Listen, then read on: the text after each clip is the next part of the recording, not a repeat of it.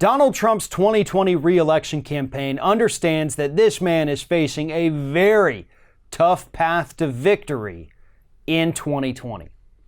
Now, specifically, the three states that Donald Trump was originally going to try to target were Michigan, Wisconsin, and Pennsylvania.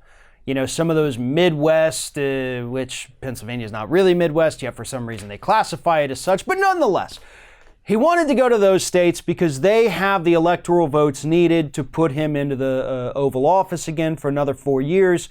They helped propel him in 2016. He thought for sure they'd do the same in 2020.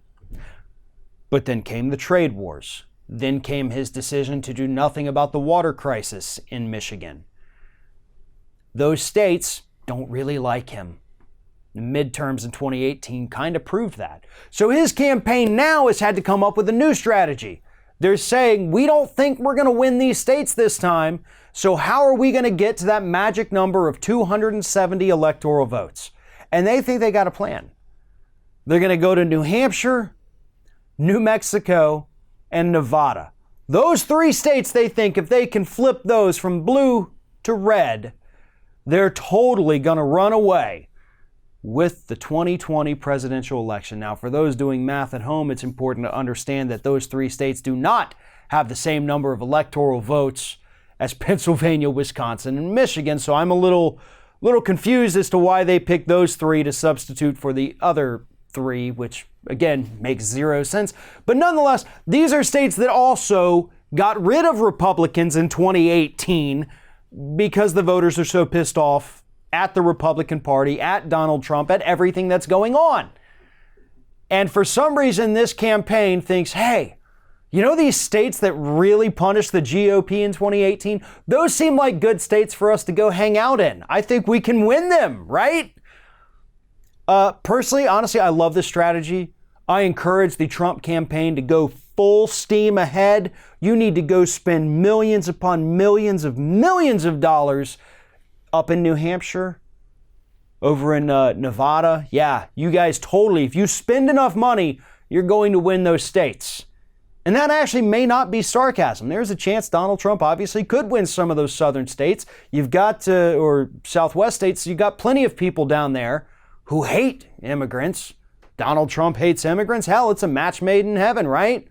So yeah, he stands a good chance of winning those. But New Hampshire, I know New Hampshire a little bit conservative, but I don't think that anything Trump has done personally has benefited anyone in the state of New Hampshire other than members of the top 1% who happen to live in that state. So that's also going to be a very tough sell.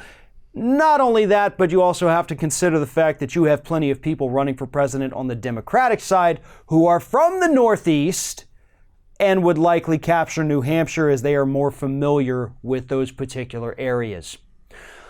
The point of all of this, obviously, is not just that Trump says, oh, we're going to get these three states right over here, or we're going to ignore these states because I screwed them up so bad. He's not going to ignore any of them. And that's actually one of the reasons he did so well in 2016 and why Hillary did not do so well. She ignored certain states that she had to win. Trump saw that and understood it. And as much as we may mock the president, we may mock his advisors and his people running his campaign, they're not as stupid as they come across. They do understand that there is a path to 270 electoral votes, and they're going to do what they have to do to take that path. If they think they can win Wisconsin, then there likely is a chance they could win Wisconsin. Same with Pennsylvania, Ohio, Michigan, Florida. They could.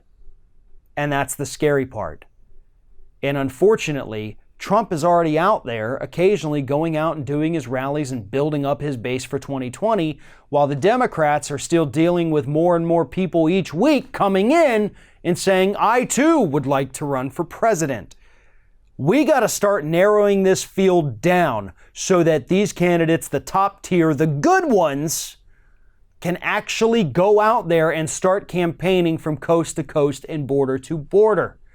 Because right now, focusing on Iowa and just New Hampshire, that's not doing much for people all over the rest of the country. The better candidates are already traveling and branching out from those particular states.